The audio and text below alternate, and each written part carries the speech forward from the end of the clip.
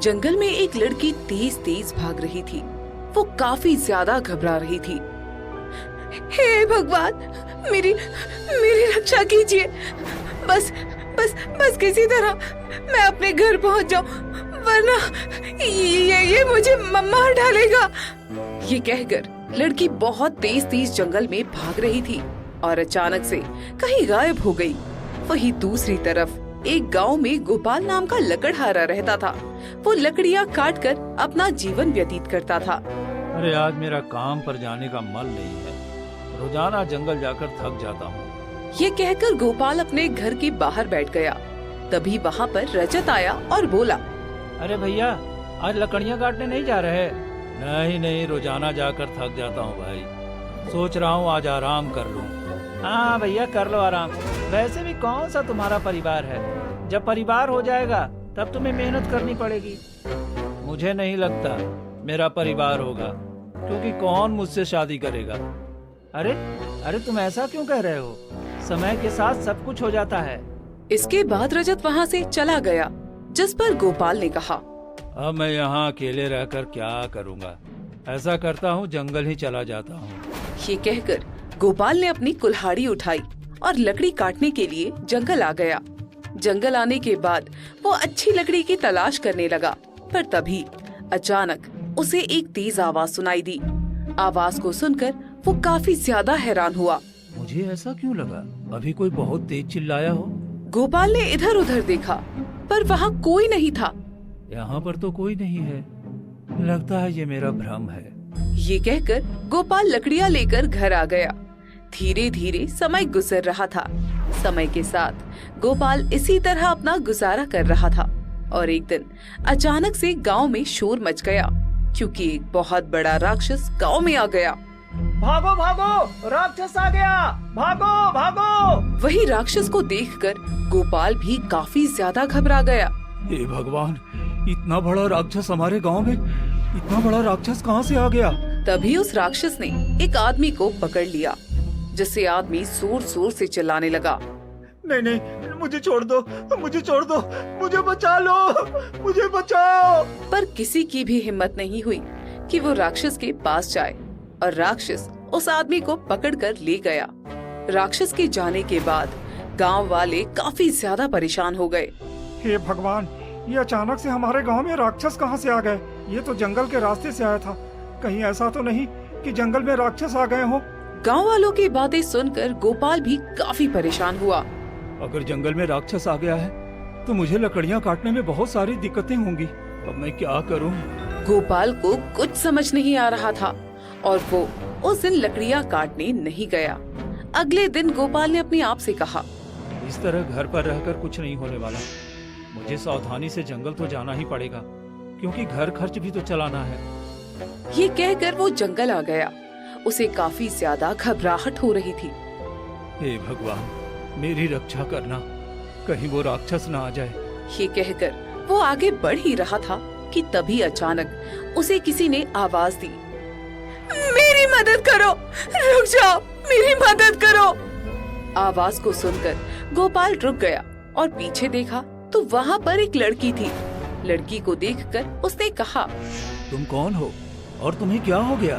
मेरे पीछे एक राक्षस पड़ा हुआ है, मेरी मदद करो। क्या? राक्षस पड़ा हुआ है? ये तुम क्या कह रही हो? कहाँ है वो राक्षस? वो इधर ही आ रहा है, वो मुझे मार डालेगा, मेरी मदद करो। पर मैं भला तुम्हारी कैसे मदद करूं? गोपाल को कुछ समझ नहीं आ रहा था और तभी गोपाल को एक बड़ा पेड़ दिखाई दिया और वो मायरा को लेकर पेड़ के पीछे हो गया। तभी वहाँ राक्षस आया और इधर उधर देखकर बोला, अरे ये लड़की कहाँ गई? अभी तो यही थी, मैं उसे छोड़ूंगा नहीं, मार डालूंगा। ये कहकर राक्षस आगे चला गया। राक्षस के जाने के बाद गोपाल ने कहा, तुम ठीक तो हो ना? हाँ, मैं ठीक हूँ। तुम्हारा बहुत बहुत धन्यवाद जो तुमने मेरी मदद की। अरे धन्यवाद करने की क्या जरूरत है? वैसे ये राक्षस तुम्हारे पीछे क्यों पड़ा था? ये बहुत लंबी कहानी है, मैं तुम्हें आराम से बताऊंगी। अच्छा, तो मैं चलती हूँ। वैसे तुम कहाँ जा रही हो? तुम रहती कहाँ हो? मैं इसी जंगल में रहती हूँ। क्या? जंगल में रहती हो, पर यहाँ कहाँ? यहाँ से कुछ दूरी पर एक गांव है, मैं वहीं पर रहती हूँ। ये कहकर मायरा वहाँ से जाने लगी, जिस पर गोपाल ने कहा, वैसे तुम्हारा नाम क्या है? तुमने नाम तो बताया ही नहीं। मेरा नाम मायरा है। ये कहकर मायरा वहाँ से चली गई, जिस पर गोपाल थोड़ा हैरान हुआ। बड़ा ही अजीब नाम है। इसके बाद गोपाल ने लकड़ियाँ काटी और गांव में बेचने के लिए आ गया। पर आज जो कुछ भी हुआ उससे वो काफी ज्यादा डरा हुआ था। ये अचानक से राक्षस कहाँ से आ गया? इसने तो आतंक मचा रखा है। अब तो राक्षस रोजाना गांव से किसी न किसी को उठाकर ले जाया करता था, जिस वजह से गांव के लोग काफी ज्यादा परेशान थे। लगता है अब इस गांव में हमारा गुजारा नहीं है, हमें कहीं और जाना पड़ेगा। हाँ भैया, सही कह रहे हो। इस गांव में तो राक्षस आ गया है, वो रोजाना किसी न किसी को उठा कर ले जाता है। पर भैया, अगर इस तरह से गांव छोड़ देंगे तो फिर जाएंगे कहाँ? अरे कहीं भी चले जाएंगे, बहुत सारे गांव हैं। क्यों, सही कह रहे हैं ना? अरे मुझे नहीं पता, मेरा तो दिमाग ही काम नहीं कर रहा है। क्यों, क्या हो गया गोपाल? तुम थोड़ा परेशान लग रहे हो। अरे परेशान होने वाली बात ही है, अचानक से राक्षस पता नहीं कहाँ से आ गया। यही तो हमें भी समझ में नहीं आ रहा है कि ये राक्षस आया कहाँ से। वहीं दूसरी तरफ मायरा काफी ज्यादा परेशान बैठी हुई थी और उसने अपने आप से कहा, मैं किस तरह इस राक्षस का अंत करूं? अगर मैंने इसका अंत नहीं किया तो ये मेरा अंत कर देगा। तभी वहाँ पर एक साधु आया। साधु को देखकर मायरा उठी और बोली, साधु महाराज, आप यहाँ पर? तुम यहाँ क्या कर रही हो? लगता है अभी तक तुम्हें हमारी शक्तियाँ नहीं मिली। नहीं नहीं, जब तक मेरे पंख नहीं मिल जाते मुझे शक्तियाँ नहीं मिलेंगी। इसका मतलब उस राक्षस ने तुम्हारे पंख को लौटाया नहीं। पता नहीं उसने मेरे पंख कहाँ रखे हैं, मुझे तो कुछ समझ ही नहीं आ रहा है। बिना पंखों के मैं कुछ नहीं कर सकती। तुम चिंता मत करो, मैं अपनी दिव्य दृष्टि से अभी देखकर बताता हूँ कि तुम्हारे पंख कहाँ हैं। ये कहकर साधु ने आंखें बंद की और पता लगाया। इसके बाद साधु ने आंखें खोली और कहा, तुम्हारे पंख एक गुफा में रखे हुए हैं। क्या गुफा में? पर वो गुफा कहाँ है? वो गुफा जादुई दुनिया में एक पहाड़ी पर है। अगर तुम वहाँ पहुँच जाओ तो तुम्हें पंख मिल सकते हैं। नहीं नहीं, वो राक्षस तो मुझे पंख ही नहीं लेने देगा। वो तो मेरे पीछे हाथ धोकर पड़ा है। तुम किसी की सहायता लेकर देख लो, शायद तुम्हारा काम हो जाए। ये सुनकर मायरा सोच में पड़ गई और साधु वहाँ से चला गया। साधु के जाने के बाद मायरा काफी ज्यादा परेशान हो गई। अब मैं क्या करूं? मुझे तो कुछ समझ ही नहीं आ रहा है। तभी वहाँ पर हिरण आया और बोला, तुम यहाँ नहीं रह सकती, तुम वापस से अपनी दुनिया में जाओ। नहीं नहीं, मैं अपनी दुनिया में तब तक नहीं जाऊंगी जब तक मेरे पंख नहीं मिल जाते। साधु महाराज कह रहे थे कि अगर कोई मेरी मदद करे तो मुझे मेरे पंख मिल सकते हैं। मैंने तुम्हें उस दिन एक आदमी के साथ देखा था, तुम उससे मदद मांग कर देखो, शायद वो तुम्हारी मदद कर दे। ये सुनकर मायरा को गोपाल का ध्यान आया और उसने कहा, हाँ तुम सही कह रहे हो, पर क्या वो मेरी मदद करेगा? क्यों नहीं करेगा, पहले भी उसने तुम्हारी मदद की है। ये सुनकर मायरा ने कहा, ठीक है, तो मैं उस आदमी का पता लगाती हूँ। ये कहकर मायरा उसी गांव की तरफ चली गई। गांव में आने के बाद उसने जब गोपाल के बारे में पूछा तो गांव वाले हैरान हुए। अरे भैया, ये लड़की गोपाल के बारे में क्यों पूछ रही है? पता नहीं भैया, अब ये तो गोपाल ही जाने। और वो इसी तरह गोपाल के घर आ गई। गोपाल के घर आने पर उसने देखा गोपाल खाना बना रहा था। ये देखकर मायरा थोड़ी हैरान हुई। वहीं जब गोपाल ने मायरा को देखा तो कहा, अरे तुम्हारा यहाँ पर कैसे आना हुआ? अरे तुम खाना क्यों बना रहे हो? तुम्हारी माँ या पत्नी नहीं है? नहीं नहीं, मैं अकेला रहता हूँ इसलिए। वैसे तुम्हारा यहाँ आना कैसे हुआ? मुझे तुम्हारी मदद की जरूरत है, इसलिए क्या तुम मेरी मदद करोगे? क्या मदद चाहिए? मैं कुछ समझा नहीं। क्या फिर से तुम्हारे पीछे राक्षस पड़ गया? नहीं नहीं, राक्षस तो नहीं, पर मुझे उस राक्षस को मारना है। ये सुनकर गोपाल और ज्यादा हैरान हो गया कि भला मायरा उसे कैसे मार सकती है, और उसने कहा, पर तुम भला उस राक्षस को कैसे मार सकती हो? राक्षस तो बहुत ही शक्तिशाली है। हाँ हाँ, मुझे पता है वो बहुत शक्तिशाली है, पर अगर मुझे मेरे पंख मिल जाए तो मैं उसे मार सकती हूँ। क्या पंख? ये तुम क्या कह रही हो? मुझे पता है तुम्हें अभी समझ में नहीं आ रहा है। मैं कोई आम लड़की नहीं हूँ, बल्कि एक परी हूँ। मेरे पंख को राक्षस ने चुरा लिया है। अगर वो पंख वापस मिल जाए तो मैं उस राक्षस का वध कर पाऊंगी। ये सुनकर गोपाल अपने कानों पर बिल्कुल भी विश्वास नहीं करता और उससे कहता है, क्या तुम सचमुच में एक परी हो? तो इसका मतलब तुम जादुई दुनिया से आई होगी। हाँ हाँ, मैं जादुई दुनिया से आई हूँ। क्या तुम मुझे जादुई दुनिया में ले जा सकती हो? क्योंकि मैंने कभी भी जादुई दुनिया नहीं देखी। हाँ हाँ, क्यों नहीं, क्योंकि मेरे पंख भी उसी दुनिया में कैद हैं, एक पहाड़ी के ऊपर। इसके बाद मायरा ने गोपाल को पंखों के बारे में बताया और ये भी बताया कि पंख कहाँ है, जिस पर गोपाल ने कहा, ठीक है, मैं तुम्हारी मदद करने के लिए तैयार हूँ। ये सुनकर मायरा काफी ज्यादा खुश हुई। इसके बाद गोपाल और मायरा जंगल के लिए निकल गए, जिस पर रजत ने कहा, बड़ी हैरानी वाली बात है, ये गोपाल इस लड़की के साथ कहाँ जा रहा है? क्या ये इसे जानता है? पता नहीं भैया, जानता होगा तभी तो जा रहा है। वैसे ये लड़की सुंदर कितनी है? हाँ हाँ, तुमने ये तो बिल्कुल ठीक कहा। कहीं ऐसा तो नहीं कि गोपाल और इसका कुछ चक्कर चल रहा हो? अरे नहीं नहीं भैया, मुझे तो कुछ और ही लग रहा है। इसके बाद दोनों जंगल आ गए। जंगल आने पर गोपाल ने कहा, आखिर वो पंख कहाँ पर है? पंख इस दुनिया में नहीं है, पंख जादुई दुनिया में है, जहाँ से मैं आई हूँ। वहाँ पर एक पहाड़ी है, उसी पहाड़ी पर एक गुफा में पंख है। क्या? पर हम लोग उस जादुई दुनिया में जाएंगे कैसे? मुझे तो कुछ भी पता नहीं है। पर मुझे पता है कि हम वहाँ पर कैसे जा सकते हैं। इसके बाद मायरा गोपाल को लेकर जंगल के अंदर जाने लगी, जिस पर गोपाल ने कहा, देखते रहना, कहीं वो राक्षस ना आ जाए। हाँ, तुम ठीक कह रहे हो, हमें सावधानी से आगे बढ़ना होगा। अभी वो लोग आगे बढ़े ही थे, तभी अचानक उनके सामने राक्षस आ गया, जिसे देखकर वो दोनों काफी ज्यादा घबरा गए। अब हम क्या करें? ये राक्षस कहाँ से आ गया? अब हम कहाँ जाएं? अब तुम दोनों कहीं नहीं जा सकते, मैं तुमको मार डालूंगा। अरे नहीं नहीं, ये तो हमें मार डालेगा। अब हम क्या करें? लगता है हमें यहाँ से भागना पड़ेगा। पर कौन सी दिशा में भागना है? मुझे तो कुछ भी पता ही नहीं है। तुम मेरा हाथ पकड़ लो जल्दी से।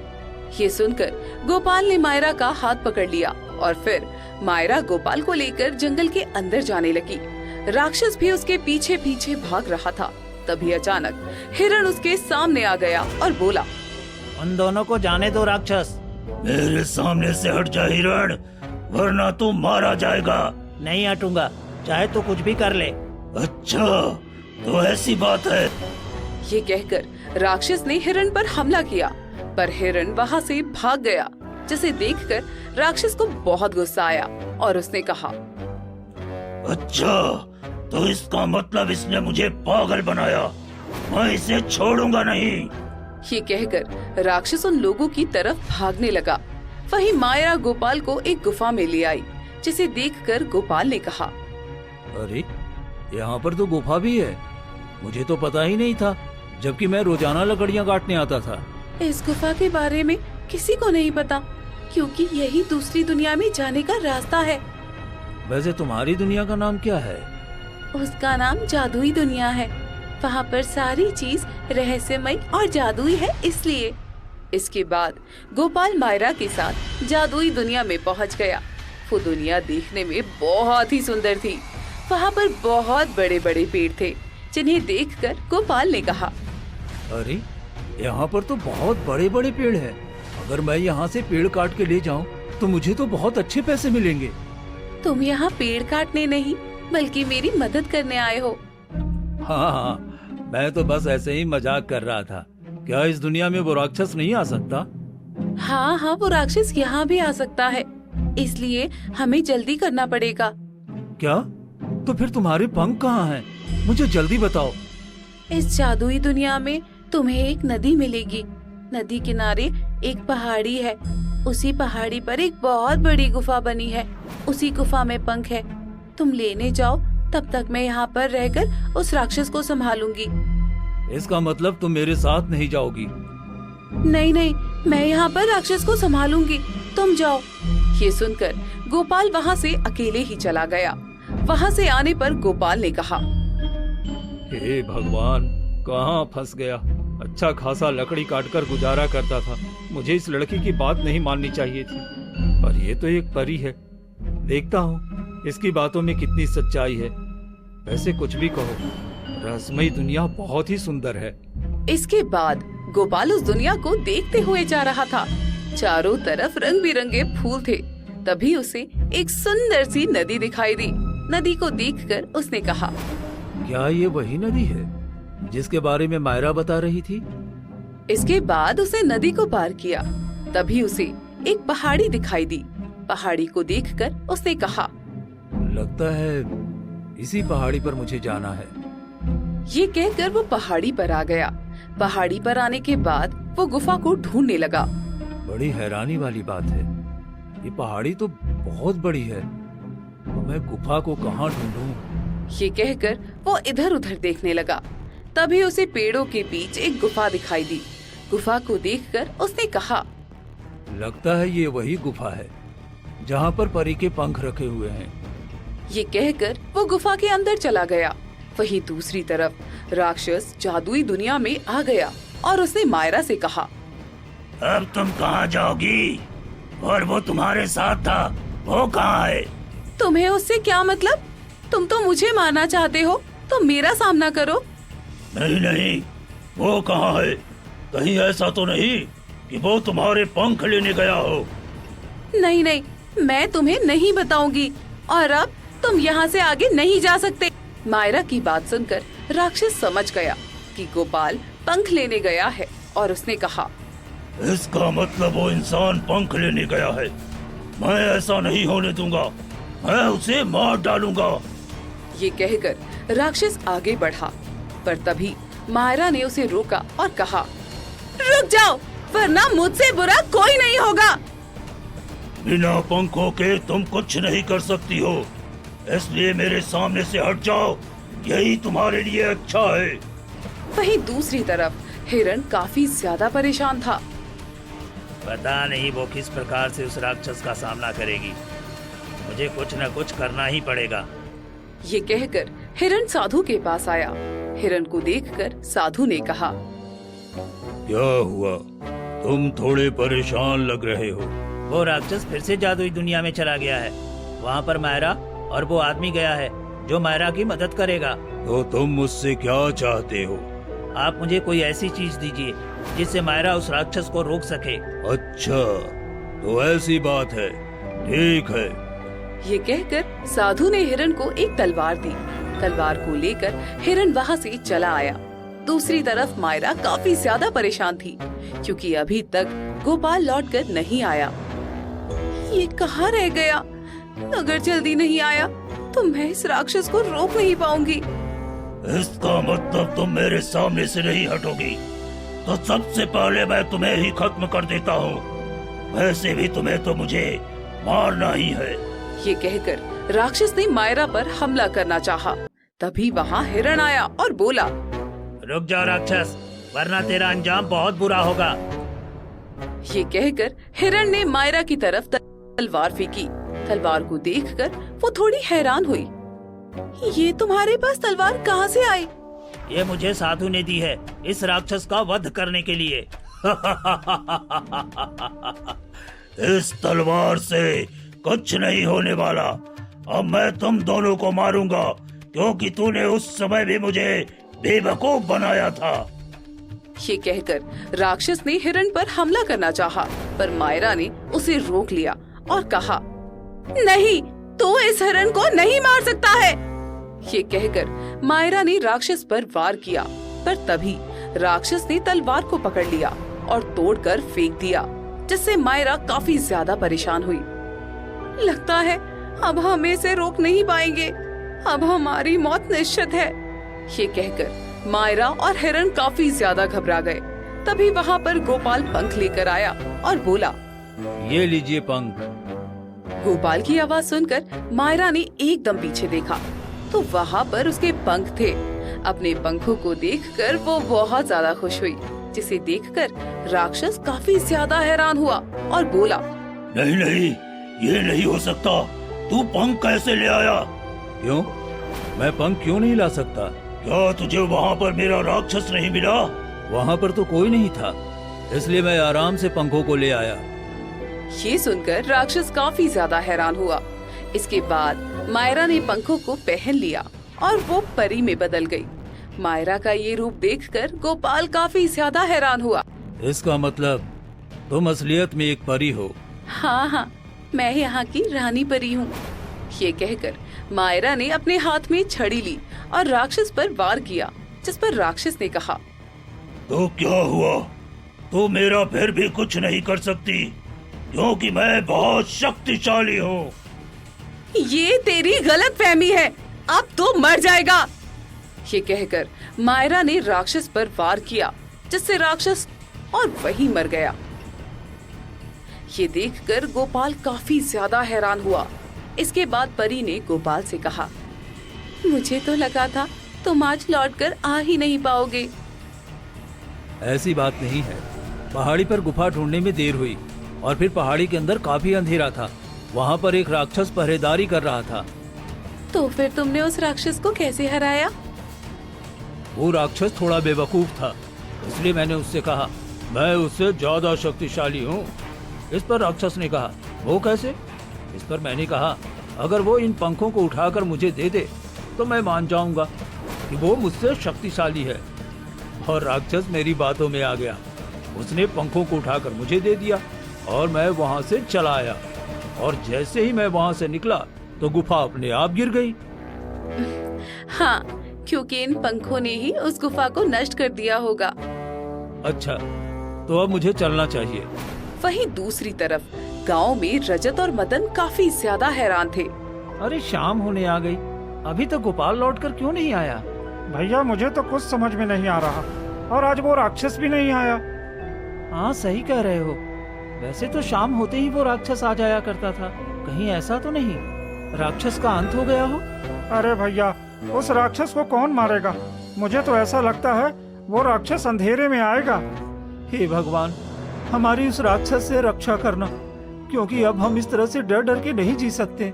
वहीं दूसरी तरफ मायरा ने गोपाल से कहा, मैं भी तुम्हारे साथ चलती हूँ।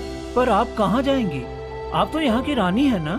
नहीं नहीं, मैं यहाँ की रानी थी, पर अब मैं एक साधारण जीवन जीना चाहती हूँ। ये आप क्या कह रही हैं? इसका मतलब आप जादुई दुनिया को छोड़ देंगी हमेशा के लिए? छोड़ूंगी नहीं, जब मेरा मन हुआ करेगा तब मैं आ जाऊंगी, पर अब मुझे मनुष्य बनकर जीना है।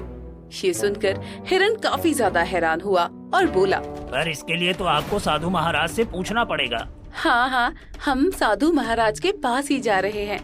इसके बाद मायरा और वो सभी साधु के पास आ गए।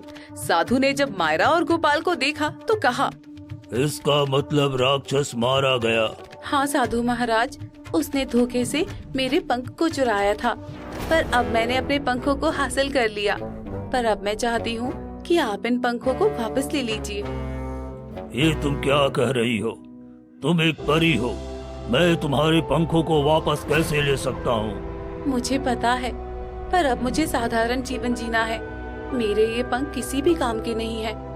ये सुनकर साधु सोच में पड़ गया और बोला, तुम एक परी हो और ये काम तो सिर्फ परी लोग की रानी ही कर सकती है। उन्होंने तुम्हें जादुई दुनिया की रानी चुना था। अगर तुम्हें अपने पंखों को और शक्तियों को त्यागना है तो उनसे बात करो। ये सुनकर गोपाल काफी हैरान हुआ और बोला, पर आप ये सब क्यों करना चाहती हैं? आपको खुशी नहीं है परी बनकर?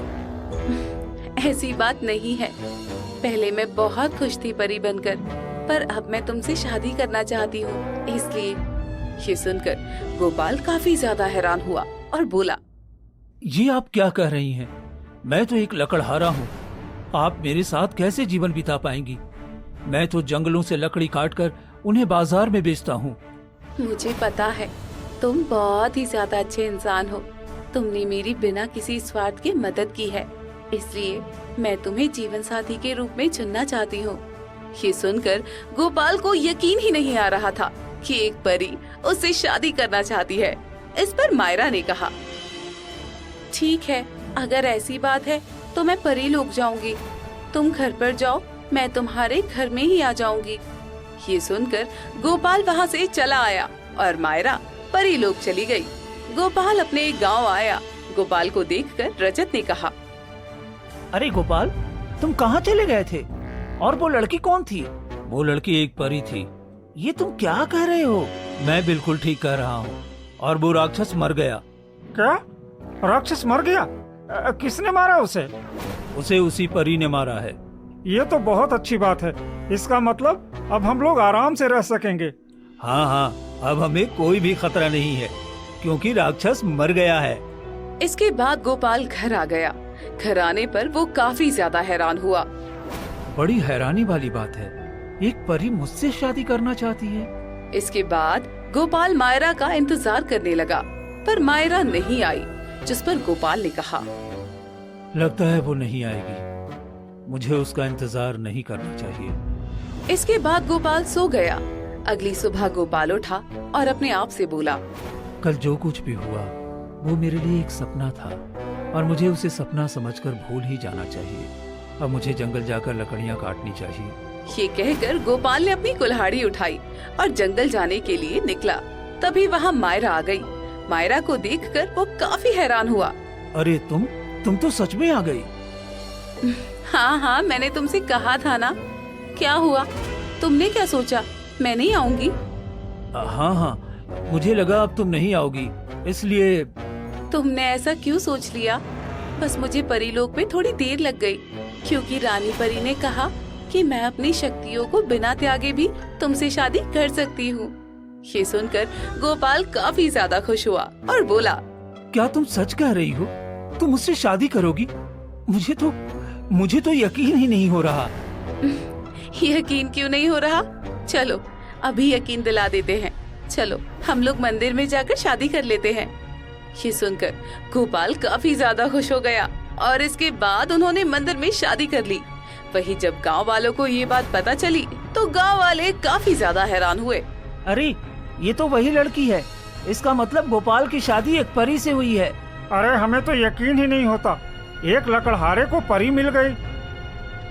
वहीं अब गोपाल और मायरा काफी ज्यादा खुश थे और आराम से अपना जीवन व्यतीत कर रहे थे।